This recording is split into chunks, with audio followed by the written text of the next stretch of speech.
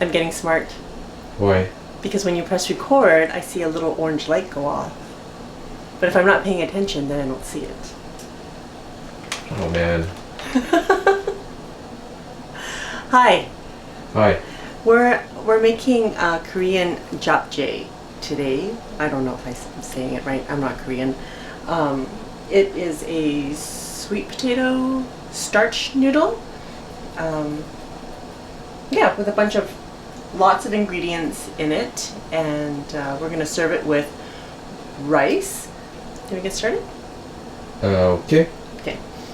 So what I've done is I had soaked my shiitake mushrooms, and these are dried shiitake mushrooms. They taste different from fresh shiitake mushrooms. So use the dried, they're more flavorful. It's a different type of flavor anyways. And I'm also using, this was also dried. It comes in a package like this.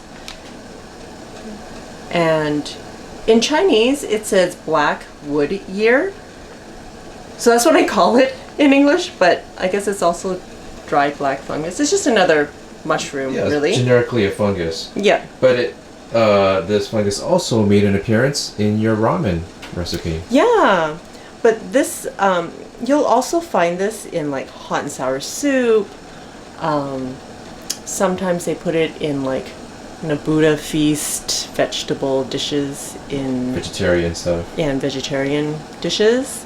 It just adds a little bit of a crunch to and texture. It doesn't really taste like anything, but yeah. So I've already soaked these in hot water for at least an hour, and I've rinsed and drained them already. Okay, I have about 3/4 pounds of beef here. What kind of beef is it? Well, I've got skirt steak that's supposed to be great for marinating, so I'm just going to use that. I'm cutting them fairly slimly, I was going to say, thinly, into thin strips. Well, maybe I'll cut this in half, because I think it'll be easier for me to cut. It'll be easier, actually, you know what, when you're cutting meat this thin, it's best to freeze it a little bit. Just stick it in the freezer for a little bit so that it hardens just slightly, and be able to cut this better. I'm cutting them about 1/8 of an inch thick.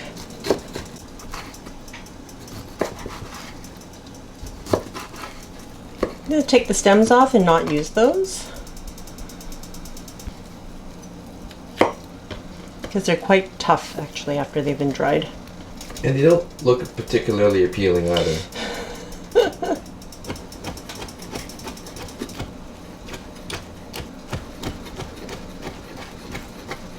I'm going to put that in with my beef, and we will put this fungus in there as well. I'm using 2 teaspoons of brown sugar, 2 teaspoons of garlic, or 2 cloves garlic minced, and 2 teaspoons of soy. Oh, I can use this to measure if that makes you all feel better. Do people get nervous when you just wing it? I think so. And actually I lied. I wanted 2 tablespoons. You lied? I did. That's... Well, I told a mistruth. So that was 3 teaspoons equals 1 tablespoon. So you saw that I already put in 3 teaspoons. That's 1 tablespoon. So I want 2 tablespoons of soy. Sorry. That's the Canadian way about Japanese to say sorry. Okay, 2 teaspoons of sesame oil.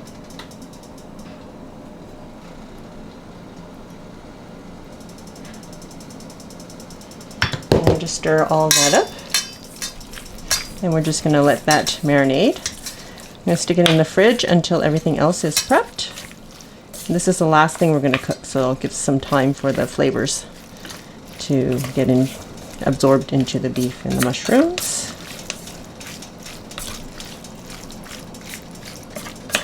My handy dandy chopsticks. So I'm using just Chinese vegetables. This is called choy sum in Cantonese. I don't know what it's called in English. Can't find this, that's fine. Just use spinach. I have about 3/4 of a pound here. And it only takes a minute to blanch. Okay, it's been about a minute. I'm just gonna take it out. Let it drain in colander. I'm gonna shock it with some cold water.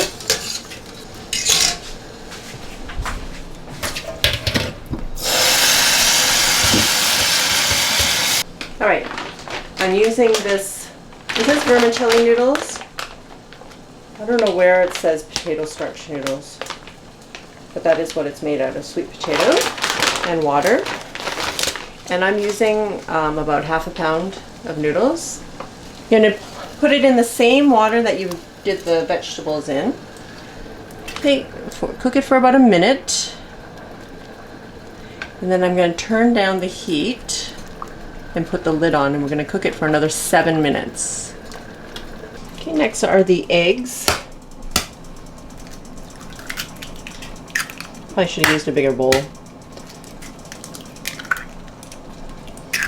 2 eggs. And I'm going over to the wok. I'm gonna beat them a little bit.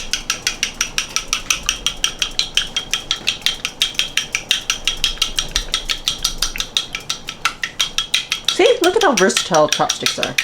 You can beat eggs with it, you can pick stuff up, you can strain stuff, you can mix stuff.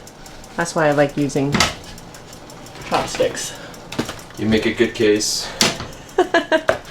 So a couple of teaspoons of oil in the wok.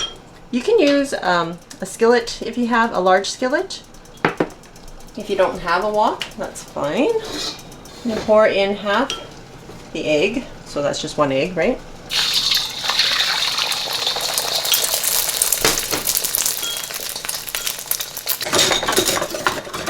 My drawer full of stuff. That's another episode, folks. I just want a thin pancake of egg, if that makes sense. Okay, I'm gonna flip it. Oh, Maybe not. That wasn't very pretty. good thing you don't work at a restaurant. I know, right? Automatic fail.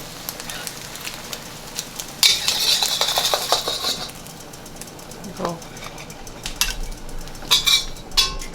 Okay, let's have the other one.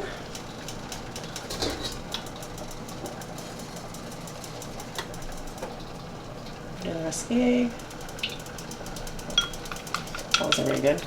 Well, the other one obviously was It's not. a little smaller, I think. My eyes could be deceiving me, but here, I'll zoom in and make it look bigger. Yeah, that's about right. Okay, noodles are ready. Drain them. Put them in a pot or a big mixing bowl. Okay, I'm going to add a couple of teaspoons of sesame oil here. It smells good. Sesame oil always smells yummy. Mm-hmm. Okay, so I'm going to put my vegetables in there too. Add a little bit of sesame oil to that as well. About a teaspoon. Tablespoon of soy sauce. Well, maybe about 2.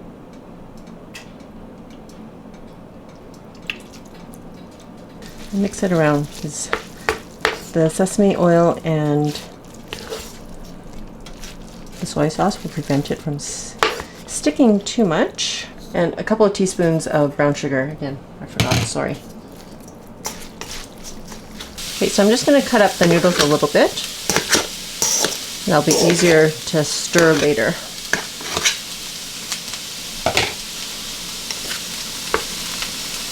All right, I gotta get the onions going in the wok. A couple of teaspoons of oil. Turning it back on. Okay, I already have all my veggies chopped.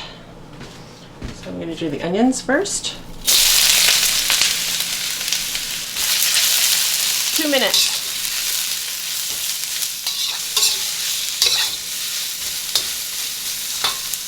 So these onions have been cooking for a couple of minutes, and then you can add the green onions. And I have, so that was 1 whole onion sliced, and now I've got 4 green onions cut into 2-inch pieces. I'm going to stir that for another minute.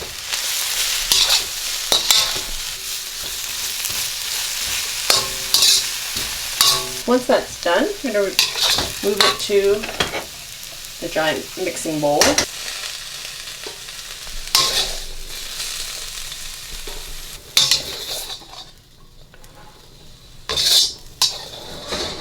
All right, another couple of teaspoons of oil in the Walker skillet, and then carrots. So this recipe isn't very hard. It's just a lot of work to chop up all the pieces. Now carrots, I have 1 giant carrot here, if you can believe that. But you can use 2 to 3 normal sized carrots or medium sized carrots. The thing is, with Korean cooking, I find that there's a lot of cooking of things separately instead of in one big dish, even though you mix everything together in the end. But if you cook everything at once together, it just does not taste the same, because everything takes a different amount of time to cook. And when you end up cooking all those flavors together, it actually doesn't taste as good as when you cook everything separately. Okay, and I have 1 red pepper thinly sliced, and I'm just going to add that to the carrots now. We're going to cook that for about a minute or so. Don't forget to season as you go. I'm just using salt. You can use soy sauce if you want. Transferring everything to the large mixing bowl, or giant mixing bowl.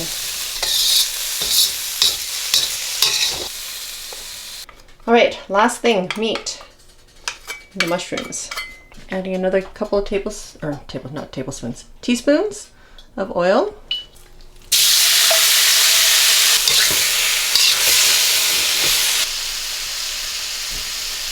So in the meantime, while the meat is cooking, I'm going to cut up the egg. So I have a couple of sheets of egg here, and I'm going to roll it up as best I can, and we're going to cut them into strips, fine strips.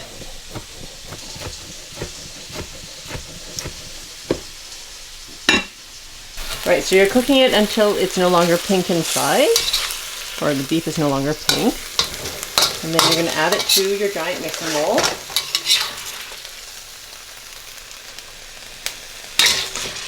Along with all the juices. All right, and we're going to add our egg. We're going to add 2 tablespoons of brown sugar. And another 2 tablespoons of soy.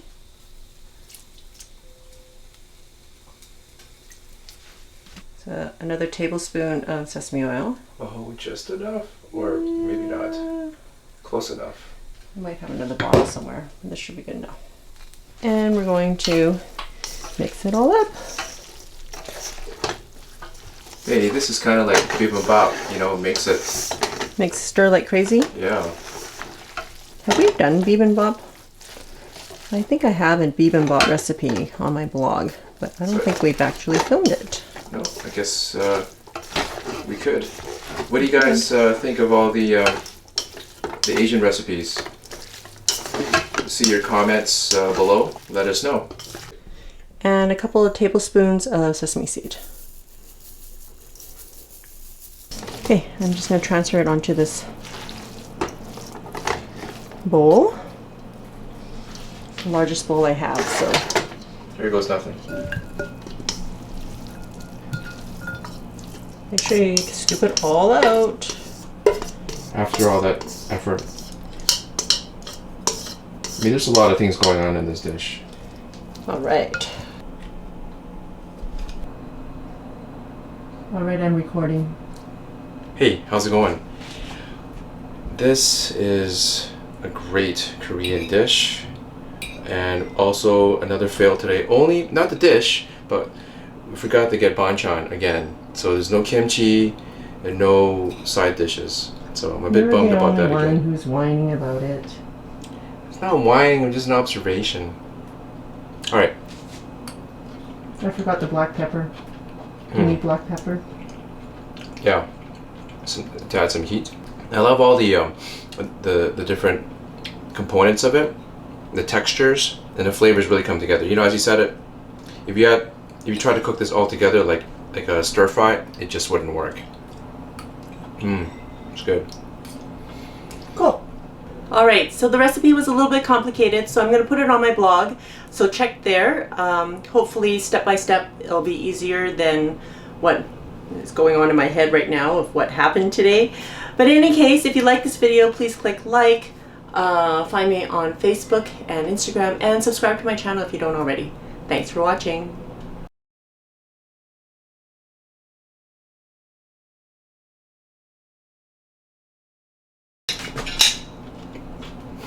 Cut.